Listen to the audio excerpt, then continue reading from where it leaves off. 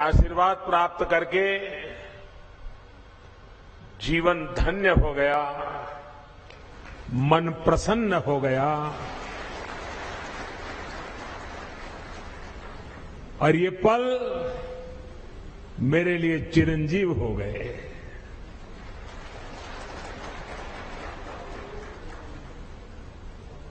बाबा के सानिध्य में,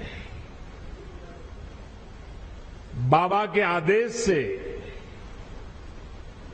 बाबा की कृपा से पिछली बार जब आया था तो कुछ शब्द मेरे मुंह से निकले थे। वो शब्द मेरे नहीं थे।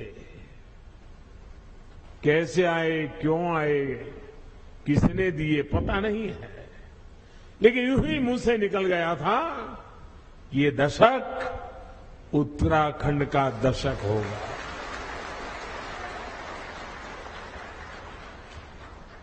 और मुझे पक्का विश्वास है इन शब्दों पर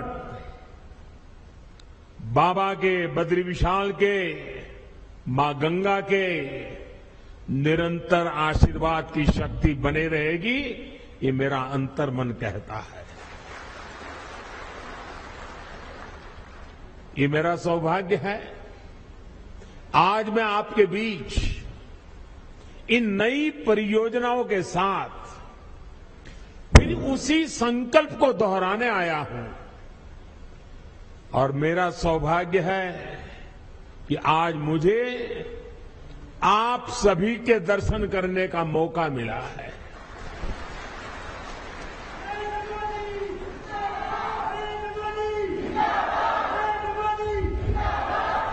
माणा गांव भारत के अंतिम गांव के रूप में जाना जाता है, लेकिन जैसे हमारे मुख्यमंत्री जी ने इच्छा प्रकट की, अब तो मेरे लिए भी सीमा पर बसा हर गांव देश का पहला गांव ही है।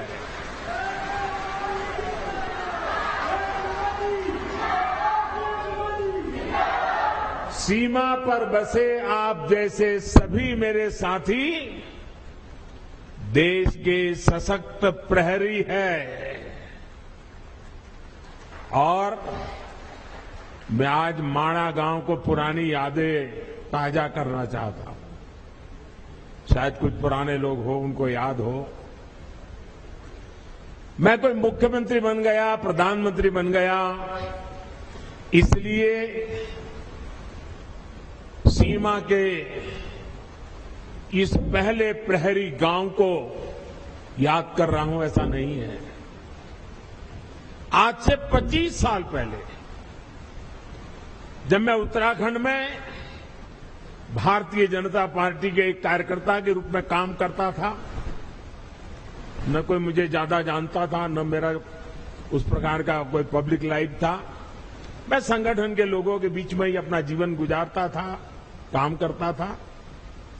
और उस समय माणा में मैंने उत्तराखंड भाजपा की कार्य समिति की मीटिंग बुलाई थी। तो मेरे उत्तराखंड के सारे कार्यकर्ता मेरे से बहुत उस समय नाराज थे, प्रश्न पूछते थे, साहब इतना दूर कितनी मेहनत से जाना पड़ेगा, कितना समय जाएगा। मैंने कहा, भाई जिस दिन उत्तराखंड बीजेपी के दिल में माणा का महत्व पक्का हो जाएगा ना, उत्तराखंड की जनता के दिल में भाजपा के लिए महत्व बन जाएगा। और उसी का परिणाम है माणा गांव की मिट्टी की ताकत है। ये माणा गांव के मेरे भाइयों बहनों का आदेश है, आशीर्वाद है कि आज लगातार आपके आशीर्वाद बने रहते हैं।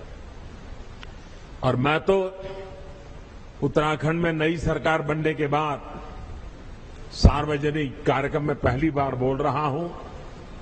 तो मैं आज जब यहां आया हूं और माणा की धरती से मैं पूरे उत्तराखंड के भाई बहनों को, हम सबको दोबारा सेवा करने का मौका दिया है, इसलिए हृदय से आभार व्यक्त करता हूं। साथियों, 21वीं सदी के विकसित भारत के निर्माण के दो प्रमुख स्तंभ हैं। पहला, अपनी विरासत पर गर्व और दूसरा, विकास के लिए हर संभव प्रयास। आज उत्तराखंड इन दोनों ही स्तंभों को मजबूत कर रहा है।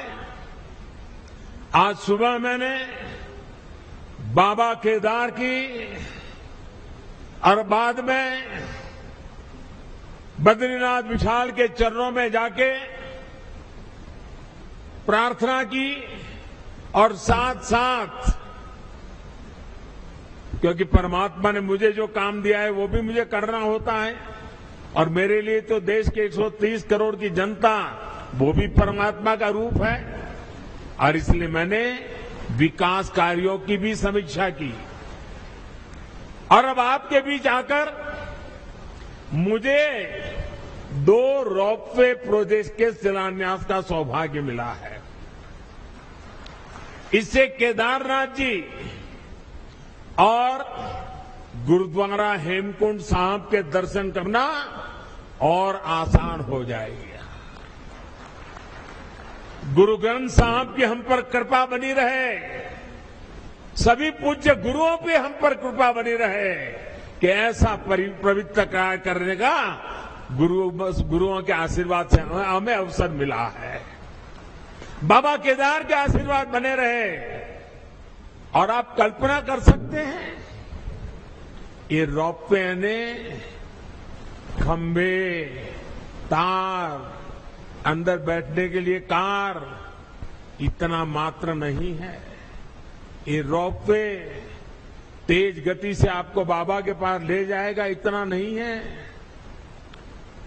इसके होने से, इस पे काम करने वाले लोगों से आप कल्पना नहीं कर सकते हैं मेरे देश के 130 करोड़ देशवासियों के आशीर्वाद उन पर बरसने वाले हैं। हेमकुंड साहब पे दुनिया भर में गुरु ग्रंथ साहब की पवित्र पूजा करने वाले जितने भी मेरे भाई बहन हैं, आज हमें आशीर्वाद बरसाते होंगे कि आज हेमकुंड साहब तक का ये रोपवे बन रहा है। आप कल्पना नहीं कर सकते इसकी ताकत क्या है। अब देखना, आज यूके हो, जर्मनी हो, कनाडा हो, वहां पर उत्सव मनाया जाएगा क्योंकि अब हेमकुंड साहब तक जाने का रोपवे बन जाएगा। और समय तो बचेगा, भक्ति में मन और ज्यादा लगेगा।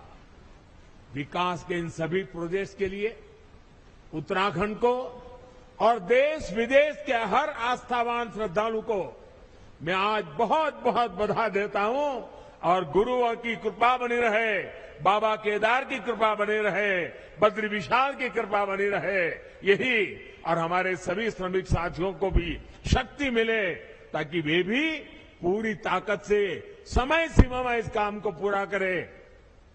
और हम प्रार्थना करें, हर बार प्रार्थना करें, क्योंकि ये बहुत कठिन इलाका है।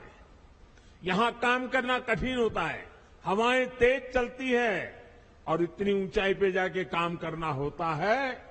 परमात्मा से प्रार्थना करें कि इस पूरे काम के दरमियान कोई एक्सीडेंट न हो जाए, किसी हमारे साथी का नुकसान न हो जाए, ये हम प्रार्थना करते रहे। और जिस भी गांव के पास वो काम करते हैं वो भगवान का काम कर रहे हैं, आप उनको संभालना, उनको मजदूर मत समझना, उनको मजदूर मत समझना, ये मत समझना कि उनको पैसे मिल रहे हैं, काम कर रहे हैं। जी नहीं, वो परमात्मा की सेवा कर रहे हैं, वो आपके गांव के मेहमान हैं, कठिन काम करने वाले हैं। उनको जितना संभालोगे काम उतना तेजी से होगा। करोगे ना? इनको संभालोगे ना? अपने संतानों की तरह संभालोगे, अपने भाई बहन की तरह संभालोगे। साथियों, आज मैं बाबा केदार के धाम में गया था, तो वहां जो श्रमिक भाई बहन काम करते थे उनसे भी मुझे बातचीत करने का मौका मिला। जो इंजीनियर लोग हैं उनके भी साथ बात करने का मौका मिला। मुझे इतना अच्छा लगा और वो कह रहे थे कि हम कोई रोड का या इमारत का काम नहीं कर रहे हैं, हम तो बाबा के पूजा कर रहे हैं, बाबा की पूजा कर रहे हैं और ये हमारा पूजा करने का तरीका है।